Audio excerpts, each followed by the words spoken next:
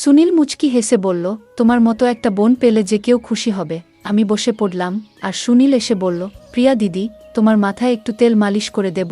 আমি বললাম, না, আমার তেল মালিশের দরকার নেই। কিন্তু সে শোনেনি, নিজেই আমার চুলের ক্যাচার খুলে বলল, রাগ করো না, তোমার এই সুন্দর রেশমি চুলে তেল মালিশ করতে ইচ্ছা করছে। তখন বাবা মা কাজে চলে গিয়েছিল। এভাবেই সে আমার পাশে বসে মাথায় আলতো করে তেল দিয়ে মালিশ করতে লাগল। তারপর এই সুযোগে সে আমার সাথে, আমি প্রিয়া, আমার বয়স তখন 2 বছর।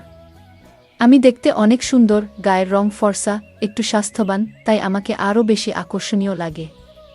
আমি কলেজে গেলে সবাই আমার দিকে চেয়ে থাকে।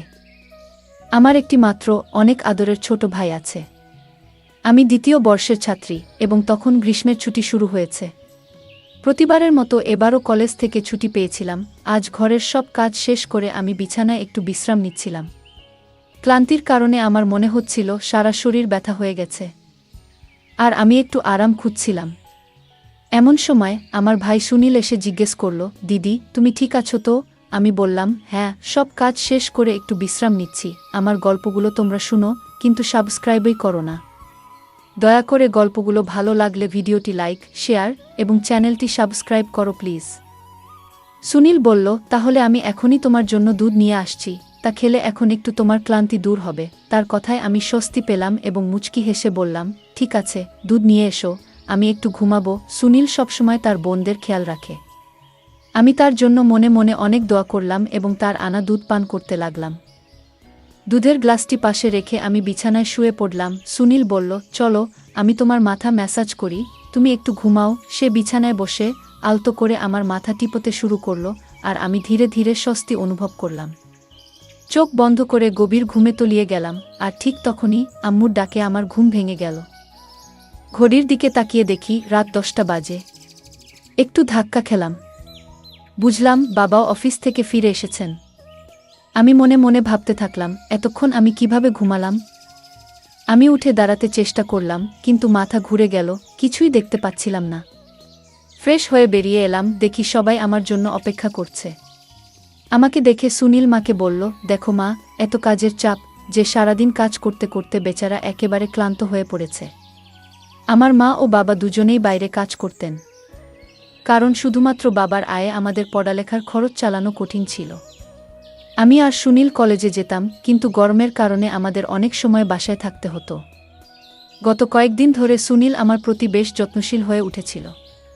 গৃহস্থালির কাজ করলে সে সবসময় আমাকে সাহায্য করতে চাইত। যখনই আমি ক্লান্ত হয়ে পড়তাম, সে পাশে দাঁড়াতো এবং বলতো, তুমি অনেক পরিশ্রম করছো, এটা আমার কর্তব্য তোমাকে সাহায্য করা। আমি চুপচাপ শুয়ে থাকতাম। একদিন রাতে আমার ভাই চুপি সারে আমার রুমে ঢুকল। আমি তখন ঘুমাচ্ছিলাম, কিন্তু মনের ভেতর জেগেছিলাম। রুমটা অন্ধকারে নিমজ্জিত ছিল, আর আমি আতঙ্কে চোখ খুলে তাকালাম। ঘুমানোর আগে দরজাটা সামান্য খোলা রেখেছিলাম, কিন্তু যখন ঘুম ভাঙল তখন কেউ সেখানে ছিল না। নিজেই উঠে দরজা বন্ধ করে আবার শুয়ে পড়লাম, কিন্তু হঠাৎ করেই অনুভব করলাম যে কেউ আমার দিকে হাত বাড়ানোর চেষ্টা করছে। পিছনে ফিরে তাকালাম, কিন্তু কেউ ছিল না। একটু ভয় পেয়ে গেলাম। ঘরের আলো জ্বালিয়ে দরজা খুলে বাইরে তাকালাম, কিন্তু কাউকে দেখতে পেলাম না। আগে কখনো এমন কিছু ঘটেনি, তাই একটু অস্বস্তি লাগছিল। তৃষ্ণা পেয়ে রুম থেকে বেরিয়ে এলাম পানি খাওয়ার জন্য। তখনই সুনীলকে আমি দেখতে পাই। সুনীল আমাকে দেখে জিজ্ঞেস করল, তুমি কি এখনো জেগে আছো? কি হয়েছে? আমি বললাম, কিছু না, তৃষ্ণা পেয়েছিল তাই পানি খেতে এসেছি। সুনীল বলল, ভয় পেয়েছ নাকি? ভয় পেয়ে থাকলে বলো, আমি তোমার ঘরে ঘুমাই আজ। তুমি চাইলে আমি তোমার সাথে রুমে ঘুমাতে পারি। আমি তাকে বললাম, না, তোমার ঘুম নষ্ট করার দরকার নেই। কিন্তু সে বলল, তোমাকে একা রেখে যেতে পারবো না। অবশেষে আমি বিছানায় শুয়ে পড়লাম, আর সে আমার পাশে বসে বালিশটা ঠিক করে দিল। তারপর পাশের ছোপায় শুয়ে পড়ল। রাতে ঘুমানোর সময় মনে হচ্ছিল যেন কেউ আমার পাশে বসে আমাকে দেখছে, আমার মুখের কাছে হাত নাড়ছে, এবং এটা যেন একটা স্বপ্নের মতো। পরের দিন সকালে ঘুম থেকে উঠলাম, কিন্তু মনে হচ্ছিল কিছু অদ্ভুত। মেজাজও ঠিক ছিল না। তাই সুনীলের দিকে তাকিয়ে একটু বিচলিত হলাম। সুনীলকে বেশ হাসি খুশি দেখাচ্ছিল, যা আমার চিন্তার কারণ হয়ে দাঁড়ায়। আমি শরীরটা স্কার্ফ দিয়ে ঢেকে রেখেছিলাম। সুনীল মুচকি হেসে বলল, তোমার মতো একটা বোন পেলে যে কেউ খুশি হবে। আমি বসে পড়লাম আর সুনীল এসে বলল, প্রিয়া দিদি, তোমার মাথায় একটু তেল মালিশ করে দেব? আমি বললাম, না, আমার তেল মালিশের দরকার নেই। কিন্তু সে শোনেনি। নিজেই আমার চুলের ক্যাচার খুলে বলল, রাগ করো না, তোমার এই সুন্দর রেশমি চুলে তেল মালিশ করতে ইচ্ছা করছে। তখন বাবা মা কাজে চলে গিয়েছিল। এভাবেই সে আমার পাশে বসে মাথায় আলতো করে তেল দিয়ে মালিশ করতে লাগল। তুমি এত সুন্দর যে তোমাকে দেখলে সবসময় মনের মধ্যে একটা হাসি ফোটে। যখন যখন সে আমার চুলে মালিশ করছিল, মনে হচ্ছিল তার হাতে যেন কোনো বিশেষ জাদু আছে। তখন আমি বারবার ঘুমের জোগতে হারিয়ে যাচ্ছিলাম আর মনটা শান্ত হয়ে যাচ্ছিল। আমি তাকে জিজ্ঞেস করলাম, তুমি কোনো তেল ব্যবহার করছো? সে বলল, এটা খুব স্পেশাল তেল, তোমার জন্যই তৈরি, কারণ তোমার চুল এত সুন্দর। তার কথাগুলো এত মিষ্টি ছিল যে আমি বুঝতেই পারলাম না কখন যে ঘুমিয়ে পড়লাম। জানি না কেন আমি বারবার ঘুমিয়ে পড়তাম। পরের দিন ঘুম থেকে উঠতেই শরীরটা ব্যথায় ভেঙে যাচ্ছিল। জামাকাপড়ও এলোমেলো ছিল। মাথাটা একটু ব্যথা করছিল, মনে হচ্ছিল যেন রাতে ঠিকমতো ঘুমায়নি। ফ্রেশ হতে বাথরুমে গেলাম, কিন্তু মনে হচ্ছিল আমি অনেক কঠিন পরিশ্রম করেছি। রুম থেকে বেরিয়ে শুনতে পেলাম কেউ যেন কারো সাথে কথা বলছে। রান্নাঘরের দিকে গেলাম পানি খেতে, কিন্তু দরজার কাছে পৌঁছে দেখলাম লোকটা হাতে অনেক টাকা নিয়ে দাঁড়িয়ে আছে। সেটা দেখে আমি একটু অবাক হয়ে গেলাম। সে লোক টাকাটা ভাইকে দিল। সে আমার দিকে তাকিয়ে বলল, প্রিয়া, তুমি এখানে কেন? আমি তার কাছে গিয়ে বললাম, এত টাকা কোথা থেকে পেলি? সে নিচের দিকে তাকিয়ে বলল, প্লিজ বাবাকে কিছু বলো না। আমি জিজ্ঞেস করলাম, এই টাকাটা কেন? কিসের জন্য? সে বলল, এটা বাবার এক বন্ধুর টাকা, যা ফেরত দেওয়ার কথা ছিল। আমি টাকা ফেরত দিতে বললাম, কিন্তু সে মৃদুস্বরে বলল, হ্যাঁ, আমি মাকে বলেছিলাম। আমি তাকে বললাম, আমাদের কিন্তু পরিস্থিতি খুব খারাপ। রাতে যখন বাবাকে টাকা দিতে গেলাম, সে কিছু না বলে চলে গেল। পরের দিন আমি রান্নাঘরে কাজ করছিলাম যখন সে তার বন্ধুদের নিয়ে ঘরে এলো। আমি তখনও কষ্টে কাঁপছিলাম। সেই সময় আমি দোপাট্টা খুলে বাসন ধুচ্ছিলাম। সবাই হাসছিল আমাকে দেখে। আমি তখন সুনীলকে বললাম, তুমি কিভাবে এমন করতে পারো? এই সময় আম্মু আব্বু কেউই বাসায় নেই। তুমি এদেরকে কেন নিয়ে এসেছ? সুনীল হেসে বলল, এটা তো আমার বাড়ি, আমি যেটা ভালো মনে করি সেটাই করব। তুমি তোমার কাজ করো গিয়ে, আমার উচিত ছিল সবকিছু ঠিকঠাক করা, বিশেষ করে খাবার রান্না করা। তারা আমার খুব ঘনিষ্ঠ বন্ধু, আমার ভাই বলল, কিন্তু সে আমার উপর বেশ রেগেছিল। তাই আমি খাবার প্রস্তুত করতে শুরু করলাম। যখন সবকিছু প্রস্তুত হলো, তখন আমার ভাই বলল, তুমি নিজেই খাবার পরিবেশন করবে। আমি অবাক হলাম, কারণ এত ছোট একটা ব্যাপার নিয়ে এতটা গুরুত্ব দেওয়া হলো। তার বন্ধুরা অদ্ভুতভাবে আমার দিকে তাকাচ্ছিল। মনে হচ্ছিল যেন আমাকে কিছু বলতে চায়। খাবার টেবিলে রেখে আমি রুমে চলে এলাম আর ভাবছিলাম, সে তো তার বন্ধু। আমি ভাবলাম তাকে আর হয়তো এ বাড়িতে দেখতে পাবো না। তারা চলে যাওয়ার পর ঠিক তখনই সে আমার রুমে এসে আমার গালে আলতো করে স্পর্শ করল এবং বলল, তুমি এত রাগ করছো কেন? তারা আর আসবে না। কিন্তু মা বাবাকে এই ব্যাপারে কিছু বলো না, প্লিজ।